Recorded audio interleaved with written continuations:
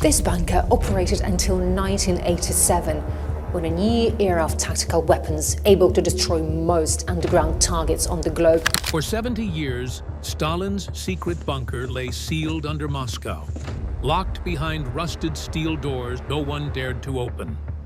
When those doors were finally forced apart, what investigators found inside was far worse than anyone imagined. Room after room exposed evidence of hidden operations, brutal planning, and human suffering. We don't know exactly what they were for, if they were used to shackle people, but the individual cells are in the next room. One could guess what the chains were for. The deeper they went, the clearer it became. Stalin had built this place to hide the ugliest parts of his rule, and he never expected the world to see them. Stalin's reign of fear. Joseph Stalin didn't just rule the Soviet Union, he strangled it. From the moment he took power in 1924 until his death in 1953, Stalin transformed a revolution born in hope into a regime built on terror. Under Stalin, the government was a weapon, and it was pointed at everyone. People vanished overnight without warning. Some were accused of being spies or traitors. Others were denounced by jealous neighbors or co-workers eager to protect themselves. But Stalin didn't turn to terror at random. His entire worldview had been shaped by his brutal rise to power. He had come of age during the Russian Revolution and the bloody civil war that followed. As a result, violence and suspicion became second nature. When Vladimir Lenin, the leader of the Bolshevik Revolution and the founder of the Soviet state, died in 1924, Stalin outmaneuvered rivals like Leon Trotsky, a brilliant Marxist thinker and the commander of the Red Army during the Russian Civil War, to seize control. From that point on, he trusted no one. He saw enemies everywhere, in the Communist Party, in the villages, even within his own family. Eliminating rivals, silencing dissent, and keeping the country in a constant state of fear ensured that no one could challenge him. The tool that made this possible was his secret police. The Cheka, created in 1917 after the revolution, had already been a force of repression. By the early 1920s, it had changed names to the GPU and then to the OGPU. When Stalin consolidated power, he transformed it again. In 1934, it became the NKVD, the People's Commissariat for Internal Affairs. Officially, it was a law enforcement body. In reality, it was Stalin's personal hammer. The NKVD didn't exist to protect the Soviet people. It existed to protect Stalin's rule. By the late 1930s, the terror reached a horrifying climax. Documents later found in his secret underground bunker revealed just how far it went. Stalin launched the Great Purge, a brutal campaign to eliminate anyone he saw as a threat. But he didn't just order arrests, he set quotas. A secret order number 00447, gave each region a number, a target for how many people had to be arrested and how many were to be executed. It was murder by the numbers. You would set targets for arrests. They were called the limits. And every city, every province had its limits. They didn't care who they were. They wanted numbers killed, because that's how Bolshevik did things. Local NKVD offices scrambled to meet their quotas. If they fell short, they just invented crimes and filled the lists with names. Some officials even competed to exceed their targets, hoping to prove their loyalty by delivering more blood. In Moscow's Lubyanka prison, executions became routine. Night after night, trucks lined up to carry away the bodies. Inside, prisoners were shot one by one in the back of the head. The process was fast, cold, and mechanical. Even Stalin's own military command wasn't safe.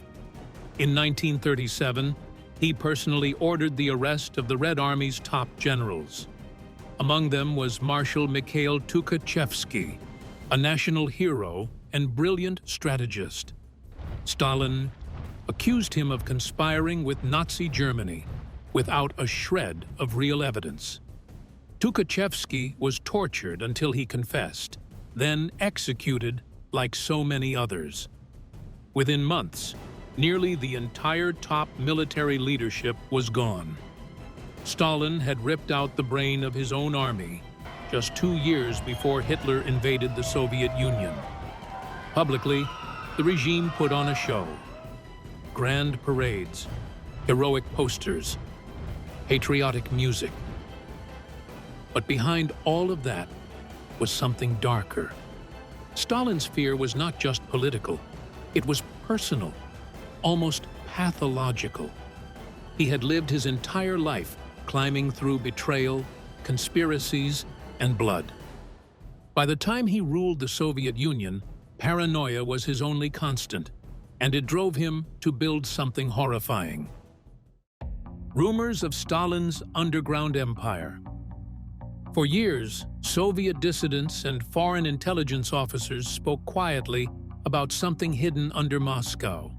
They said there was a system of tunnels and secret bunkers stretching beneath the city. According to these accounts, the network had been built on Stalin's orders. In 1919, too, a former KGB officer who had defected to the West gave an interview for a German documentary. In it, he described an incident from the 1940s that he said he would never forget. Stalin had been inside a heavily guarded section of the Kremlin when he suddenly vanished without telling anyone. For 2 hours, none of his aides or guards knew where he was. Then, without warning, Stalin reappeared at a military base on the edge of Moscow. Everyone present was shocked. No vehicles had left the Kremlin gates, and there had been no communication about his movements. One officer nervously joked that it was as if Stalin had teleported. But the defector ended the story by saying, "In reality, he had walked through tunnels beneath us." Stalin's obsession with secrecy was well known, but what often got overlooked was just how deeply it was tied to his fear.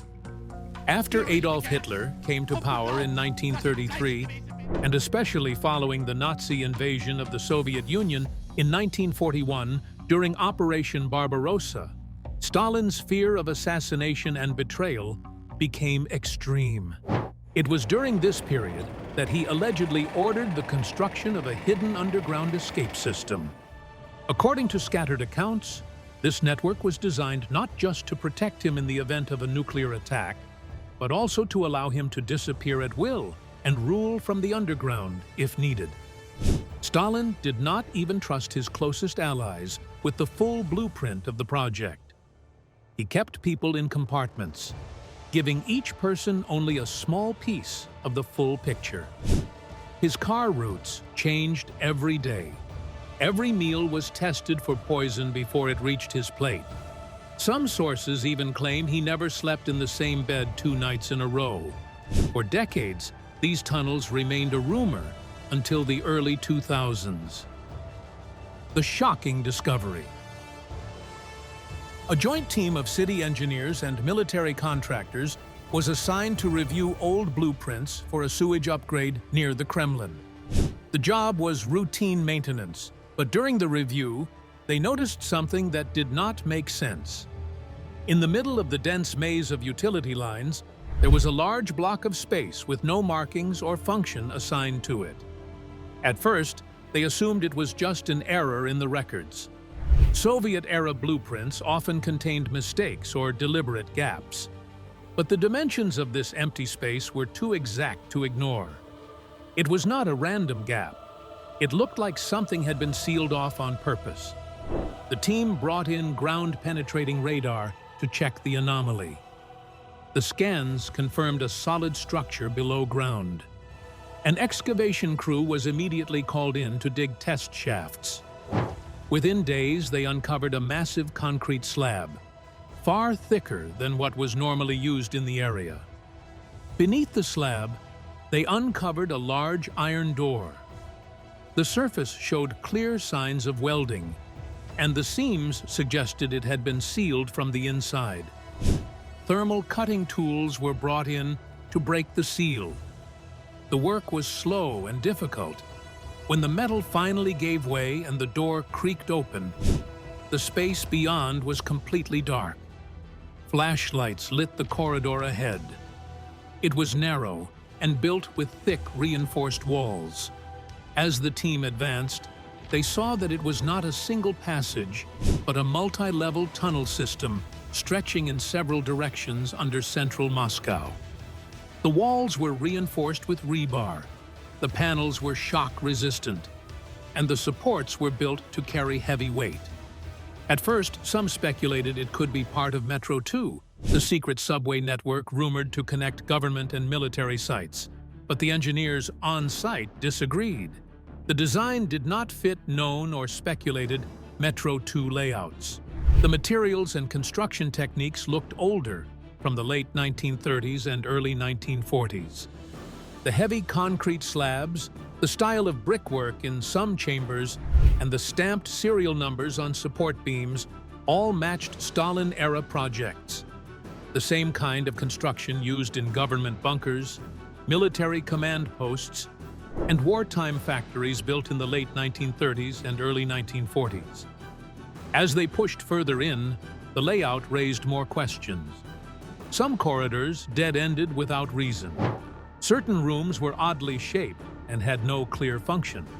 A few chambers bore markings in old Soviet script, including a faded stencil reading NKVD property. Others contained fixtures identical to those seen in Stalin's other known bunkers built outside Moscow during the war. That was when the whispers began to circulate among the team. This did not look like abandoned infrastructure. It looked like a personal project. For the first time, the theory that this could be the long-rumored Stalin bunker did not feel like fantasy. The evidence was right in front of them. The underground palace. At first, the tunnels looked entirely practical. There were long stretches of bare gray concrete, heavy steel doors locked in place, and old lighting tracks hanging from the ceilings. The lights barely worked, and the corridors looked like any other abandoned bunker. But as the team moved further in, the appearance changed. The plain concrete walls were replaced with marble panels, now cracked, but still showing signs of their original finish. Doorways were decorated with brass trim. Overhead, glass chandeliers from the Stalin era still hung in place, dusty but unbroken. The change was shocking because bunkers were supposed to be built for survival, not luxury, and no one expected to find expensive materials or ornate designs buried underground. Inside a chamber labeled Sector Z4, the discoveries became even more unusual. The room was finished with dark walnut wall panels. The wood was polished, though marked by decades underground. At the center of the chamber stood a long table surrounded by leather chairs, cracked with age, but clearly once used for important meetings. Even the ventilation system showed extravagance. One duct was covered in gold leaf, now faded but still visible. At that point, it became clear this was a command center built to look and feel like the Kremlin itself, ready to serve as a seat of power in case of war or disaster. Architects who examined the site later confirmed that the style matched projects commissioned by Stalin's government in the late 1940s. This was during a period when ordinary Soviet citizens struggled to afford food and clothing. While millions queued for bread, resources were being spent to build a secret underground complex for the regime's top officials. The deeper the team went, the more disturbing the discoveries became. They found a room with thick, rubber-coated walls that made it completely soundproof. It was designed so no voice could escape. Next to it was an intercom system with call buttons labeled only with handwritten numbers. Investigators believed this system allowed coded communication between rooms, keeping conversations secret even from people working inside the bunker. And yet, Even this disturbing discovery was only the beginning of what lay deeper inside. Preparing for the end. Deep inside Stalin's hidden bunker, the explorers reached a section that had been sealed for decades. Behind a blast-proof door, they found a chamber that looked unlike the earlier rooms. The walls were lined with military maps. They were brittle with age, but still legible. Red lines cut across Europe and Asia, showing front lines, fallback routes, and evacuation corridors. Several notes on the margins matched known samples of Stalin's handwriting. The maps pointed toward Siberia and Central Asia. These were not random drawings. They reflected plans that Stalin had actually ordered during the Second World War, when he evacuated factories and entire populations eastward to keep them out of German hands. The maps showed Europe as the zone of invasion, Asia as the wider theater of war, and Siberia as the last refuge where industry and government could survive. In 1941, whole Soviet factories were dismantled and shipped across the Urals to Siberia, keeping production alive as German armies advanced.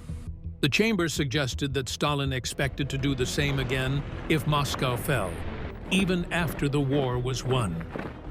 The team stood in silence, unsettled by the thought that Stalin had prepared to uproot millions again without hesitation, treating entire populations as pieces to be moved on a board. On one side of the room were shelves of files. Most had rotted away, but a few leather-bound folders survived. One stood out because it carried a red stamp marking it as highly secret. Inside were lists. They did not contain ordinary names, but categories of people with assigned numbers. Some were marked as essential. Others were marked as non-essential. The team speculated that it was a cruel survival list Stalin had created to decide which individuals and groups would be taken underground and which would be abandoned.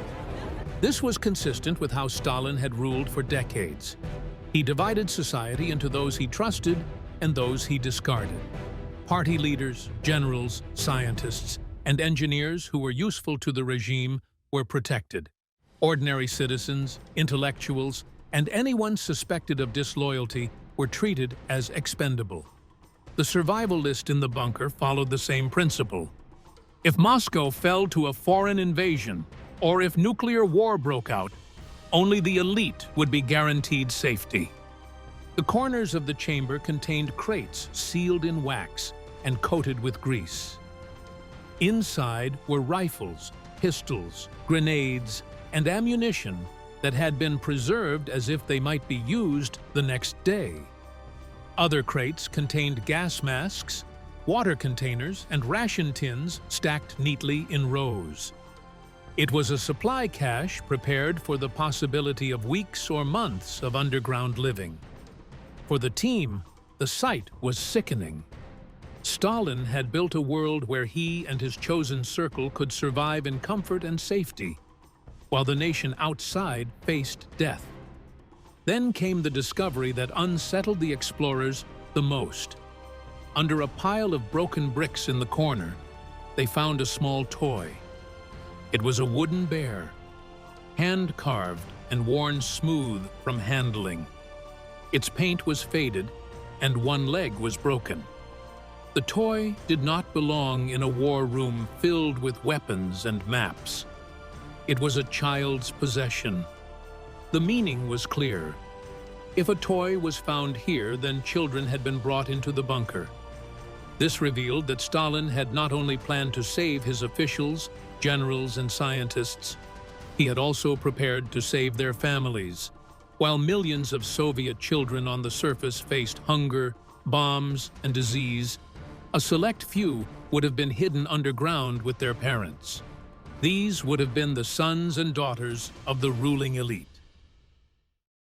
Stalin's darkest secret. At the far end of the survival chamber, the explorers uncovered another door. It was heavier than any they had seen before, with 3 separate locks and reinforced steel thick enough to resist bombs. Cutting it open took hours. When it finally gave way, they entered a room that had been sealed off for decades. On the far wall, painted in faded letters, were the words, Department 6. To the public, this meant nothing. But historians of the Cold War had heard rumors of it for years. They believed the NKVD, Stalin's secret police, had once operated a small unit that carried out experiments unlike ordinary interrogations. These were not simple attempts to extract confessions. They were attempts to test how the human mind responded to controlled fear, exhaustion, and pain. The equipment inside revealed the purpose immediately. Along one wall stood large panels with dials and switches labeled in Russian. One controlled sound levels. Connected to it were speakers aimed at the central chamber.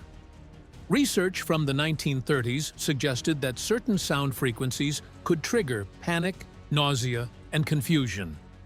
The setup here showed that these theories had been turned into practice. Another system regulated air pressure. Vents ran directly into the central enclosure. Soviet archives confirm that NKVD officers often used suffocation and air deprivation in prisons. This machine allowed them to do it with precision, measuring how long a subject could survive before breaking. Other switches controlled bursts of heat and blinding light. Notes pinned nearby described how sudden changes were used to overwhelm the senses and leave prisoners disoriented. Each machine was not random. Each one had been built to assault the body and mind in a different way. The central feature of the room was impossible to miss. A glass-walled chamber dominated the space. It was reinforced with concrete, and inside were metal loops bolted into the floor. They had been used to restrain human beings so they could not move. Above, pipes and wires led in from the machines around the room. Just outside, a control panel bore the plain label, Subject Environment Regulation. This was not a protective shelter. It was a cage designed to break people. The victims were almost certainly political prisoners. During the Great Purge of the late 1930s, Stalin's regime arrested hundreds of thousands. Many disappeared without trial. Historians now believe that some of those individuals may have been sent into facilities like this. They were prisoners who could be erased from records with ease. They were men and women branded as enemies of the people, stripped of identity, and turned into expendable test material. Facing the glass chamber was a heavy wooden desk. Its design matched the furniture Stalin used in his offices. Its placement was deliberate. From that seat, a person had a direct, unobstructed view of whoever was inside the enclosure. On the desk were stacks of notes, yellowed with age. They recorded physical responses such as pulse rates, sweat levels, and changes in pupil size. Some entries noted when a prisoner finally obeyed orders after repeated exposure. Others recorded the moment when resistance collapsed completely. The notes never mentioned names, only numbers. Near the desk stood a primitive camera system with old Soviet monitors. The screens were dead, but the wiring showed that cameras had once been connected. This meant the experiments were not only observed through glass, but also filmed or even broadcast to others. Stalin often reviewed interrogation files and signed off on execution lists. Here, it is plausible that he demanded to see the results of these experiments in real time. In the storage area were more devices. Headsets fitted with copper wiring appeared designed to transmit magnetic signals directly to the head. Crude biofeedback machines were set up to record pulse and skin changes. These were tools to measure fear as it happened, second by second. Every piece of equipment pointed to the same conclusion. This was a laboratory of psychological torture. The presence of the desk was the most disturbing element of all. Someone had sat there, watching, while men and women were stripped of will and reduced to data. The implication that Stalin himself may have occupied that seat was impossible to ignore. The team left with one devastating conclusion. Every detail in the bunker was proof of Stalin's cruelty, selfishness, and complete disregard for human life. He was a total monster, one of them said. In March 1953, Stalin's reign ended with terror and shame. That day, he suffered a fatal stroke in his private dacha. His guards, too afraid of his wrath to enter uninvited, waited for hours outside his door.